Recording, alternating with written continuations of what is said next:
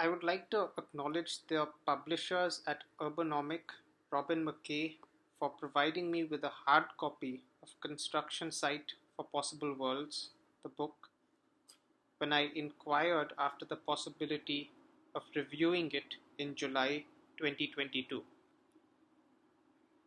Given the state of my affairs, I have been unable to present a comprehensive review thus far, for which I owe something of an apology to Professor McKay.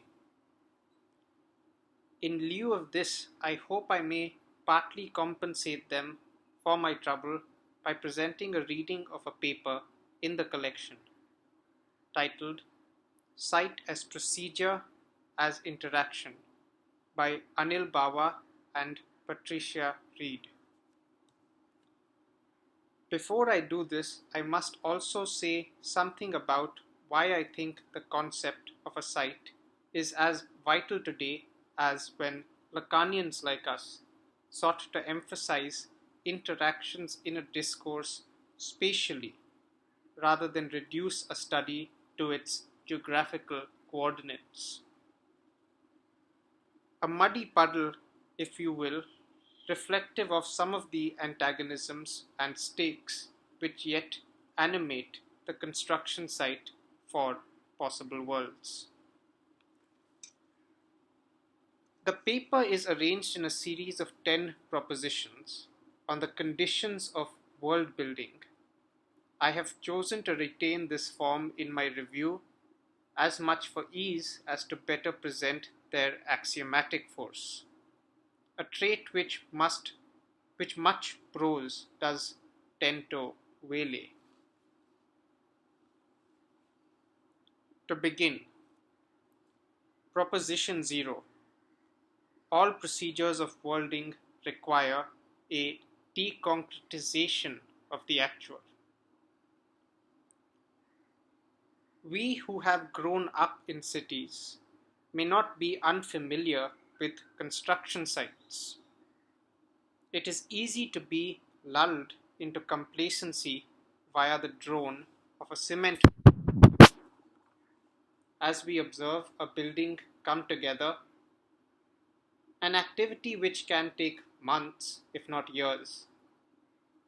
And as necessary the construction of new tenements may be in our metropolises, we find invisibilized questions such as whether the people who built it would ultimately live here, or where does the immense materials for such constructions come from. There is also, however, the dimension that which is familiar as we index our paths in the world. Let me repeat this. There is also, however, the dimension of that which is familiar as we index our paths in the world, often making an address rather than merely sending one. When a laborer hammers on a pillar being erected, it is rare that he considers what living in such a dwelling would be like. This, however, is the very possibility of a home finding an inhabitant that makes the entire exercise possible. This would, of course, call for some neighborly interaction, inasmuch as worlds do meet. As a minor axiom of my own, I may say that a site becomes a world when it learns of its relations to others.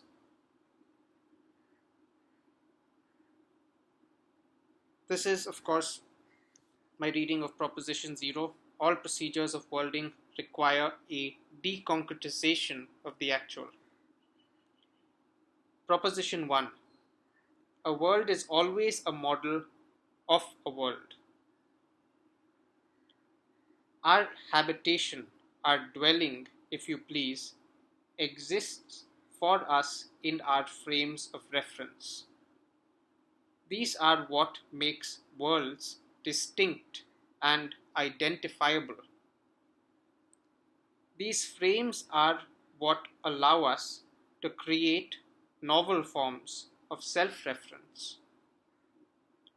Nelson Goodman is cited from Ways of World Making, where he presents the axiom world making is a remaking of worlds already at hand.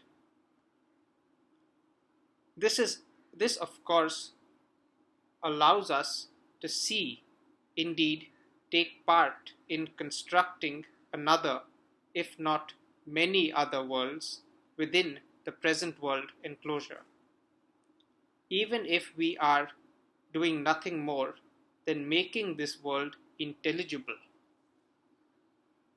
This entailed act of witnessing, however, would also entail the possibility of the permeability of our world in vision, yet effectually compossible in a frame which can think their congruence. Let me repeat this sentence. This entailed act of witnessing, however, would also entail the possibility of the permeability of our world in vision, yet effectually compossible in a frame which can think their congruence.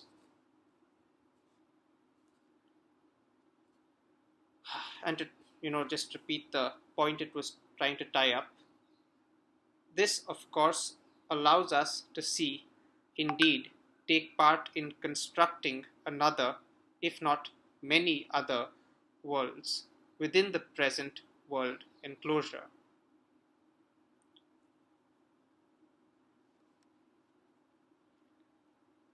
Proposition 2. Every world summons a topos or site.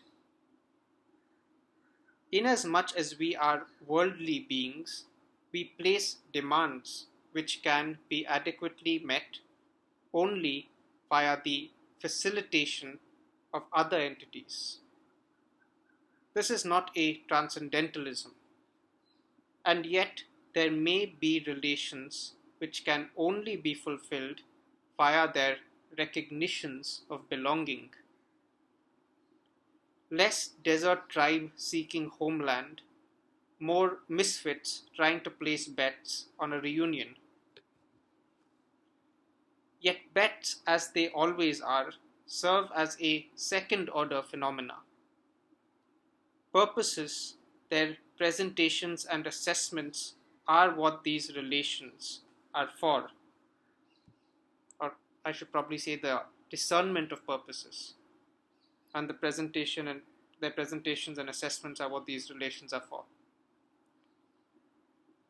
The existential question here that may remain, it would appear to me, are whether these vectors, dare we call them traits, are univalent in their pursuit of corresponding, let us call it, predispositions. A site, whatever else it might be, is a place which makes such a meeting possible. As the author makes clear, this is not merely a global situation, but planetary. A planetary situation where the human has been decentered as a primary agent. Proposition 3. All worlds are actual insofar as they are realizable. Here, the complementary turns, for while relations may make situations realizable, one world does not guarantee the existence of another. This indeed is what makes the actualization of possible worlds an operation immanent to the logic of those worlds. There is, however, a relation between actual worlds and possible worlds. The ability of a world to refer to its own mode of logic can obscure possible worlds beyond it, or in excess to its immediate limits. It may well be possible that these interactions, between worlds, as it were, are contingent on our frames of experience and their mutation. Ultimately, the difference between the realizable and the possible would be our insistence on an immanent world model that adheres to our logical and material invariances, i.e., universals. A world, however, is not an event, or rather, it is not merely one such act of inherence. And as such, the nature of inherence we are referring to is a modality. When this world can prescribe a program as a model, we may acknowledge its legitimacy as a model, as a modal entity. This modality becomes computational when it delineates a structure of relations with an accompanying logic or language. The realizability of a world would hence be contingent on its structure, language, and logic, whose elaboration may confirm the realizability of the world. Proposition 4. Computation is a vector for the realizability of worlds. Taking this axiom seriously, we are led to see that the truth of a proposition rests in our capacity to prove or program a modality which can realize it. This world, however, would also seek justification via a locus of interactions. And a world is realizable to the extent that a program can be enacted which develops a set of relations comprehensibly, but also in a way which can win legitimacy, whether neighborly or otherwise. Proposition 5. Embedding transforms the domain of the possible. These would perhaps be of most interest to us, as what is augmented by them is, as the name suggests, our relative location vis-a-vis the object of study. These locations, which some have termed lenses, can either introduce or eliminate domains which may facilitate our contemplation. Embedding can hence shift an object through various dimensions. We would also do well, however, to remember that these are domains of coexistence. The possibility of misusing worlding is real. Hence the advantage of embedding objects across multiple dimensions with higher dimensional spaces, providing for the possibility of new transformations and further possibilities. To implement any program of planetarity would require the construction of a site of interactive enablement. A place for a worlding, if you will, but possibly between people. Worlding here would be facilitated by an address between planes. Proposition 6. Encodings ground the site of a world in language. Encodings which here seem to stand in for all écriture, if not their tongues, expose, nay, present the context sensitivity of a world. Let me repeat this. Proposition 6. Encodings ground the site of a world in language. Encodings which here seem to stand in for all écriture, if not their tongues, expose, nay, present the context sensitivity of a world. When worlds are mediated like this, that is, linguistically, underpinned by a sign, the authors call this relation a number. Let me repeat this. When worlds are mediated like this, that is, linguistically underpinned by a sign, the authors call this relation a number. This opens the possibility of morphisms between world models, a collective cultural transference, if you please, as well as mappings and translations. To quote, "It is through this multidimensional lens that the discrete context sensitivity of location can be exposed to the continuum of an environment in common, and vice versa." Proposition 7. The transformation of possibilia is computational in nature. Of course, we must first accede that for any given interaction to be computable, indeed for it to be mappable within the worlds they transcribe, we would rely upon some indexing procedure. Indeed, the establishment of such a procedure, indeed, with the establishment of such a procedure, we could compute perturbations in the interaction from congruences or discongruences in the index itself. I think this is a rather important point, so I'd like to repeat the whole of it. Proposition 7. The transformation of possibilia is computational in nature. Of course, we must first accede that for any given interaction to be computable, indeed for it to be mappable within the worlds they transcribe, we would rely upon some indexing procedure.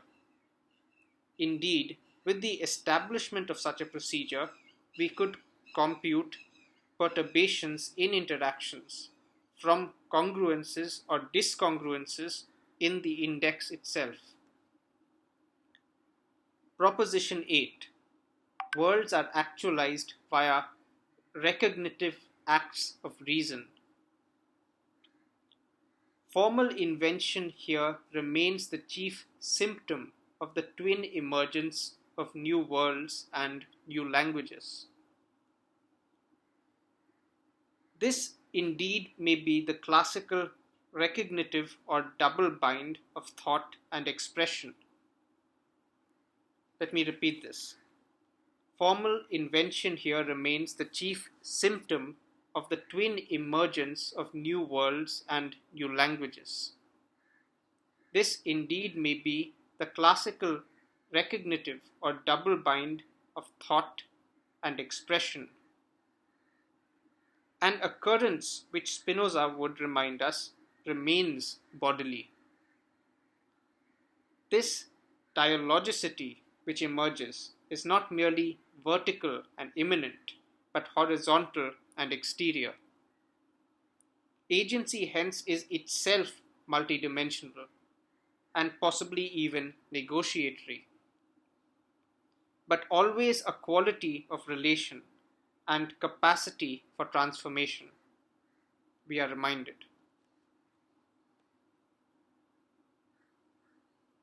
Proposition 9. Scale-free strategies for world-making expose global constructions. The global and the planetary here are said to have distinct conceptual and material genealogies. And while the heuristic of a scale-free medium may unleash perversions from a particular dimension, it also removes the cover for the testing of their veracity, which is ultimately their universality, transmissibility, or truth. Proposition 10. Universals are invariant laws that structure the domain of the actual. Our ability to identify isomorphisms between languages or forms of life are what attests to a recognition of universals, which you will notice is a univalent relation, hence subject to expression. Universals by themselves hence cannot close or totalize the sequence of linguistic forms over which they preside over, acting as laws without something of a transcendent appeal. Let me repeat this. Universals by themselves hence cannot close or totalize the sequence of linguistic forms over which they preside over, acting as laws, without something of a transcendent appeal.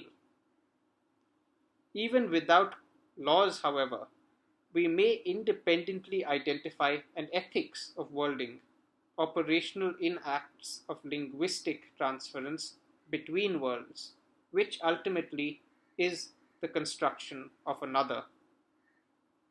Here, the author of this text, or rather the authors of this text, leave us with something of a prescriptive ethics. Quote, "The question at the heart of possible worlds is how to become witness to a world that is not yet concrete, a world that does not appear within the existing frames of reference that configure the perceptibility of concreteness. To be a witness entails not only the ability to perceive, but also the capacity to testify to the ramifications of what has been witnessed." Let me repeat the last couple of lines. The question at the heart of possible worlds is how to become witness to a world that is not yet concrete, a world that does not appear within the existing frames of reference that configure the perceptibility of concreteness. To be a witness entails not only the capacity to perceive, but also the capacity to testify to the ramifications of what has been witnessed. Witnessing is more than seeing.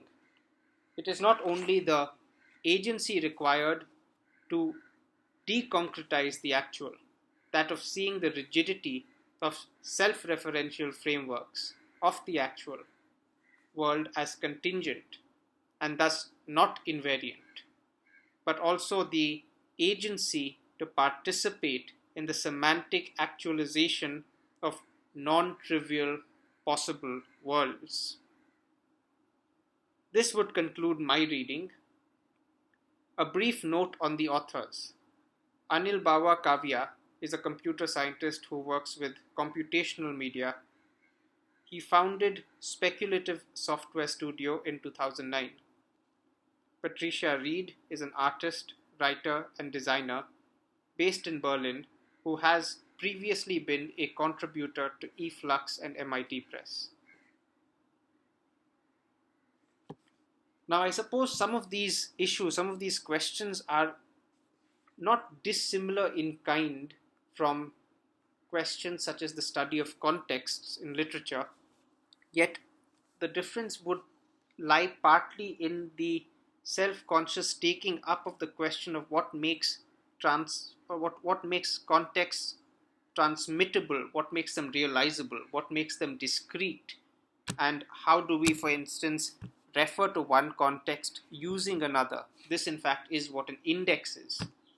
And of course, it tries to point out some of our dependencies on such procedures, which everything from a set of phone numbers adjacent to names, to addresses on streets,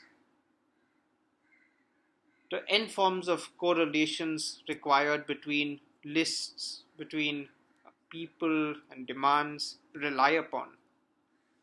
and ultimately between, of course, that which has been realized and that which can be realized, which is in some measure negotiatory, and in some part we are um, party to such a interaction.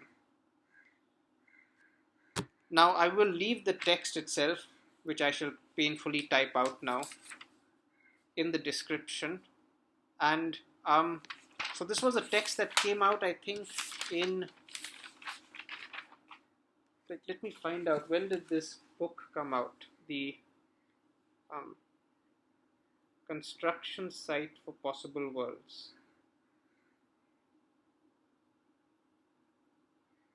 For worlds.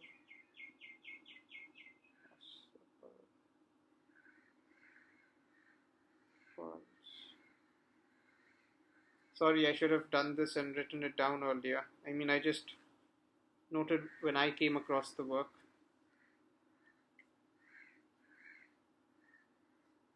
In either case, even if we don't get to the year, I'll leave it in the description. But you should check out the publisher Urbanomic. If it means anything to you, they have also published some of Nick Land's writings, who I think is probably a great, even a leading contemporary philosopher, who doesn't get as much coverage as the likes of Badiou and Zizek. And yeah, this came out originally in August 2020. Alright, so that would wrap up my video presentation. I hope it has been of some help to you, and I do invite you to leave your comments, suggestions, feedback, or criticism in the section provided. And with that, I shall take your leave. Bye bye. Thank you.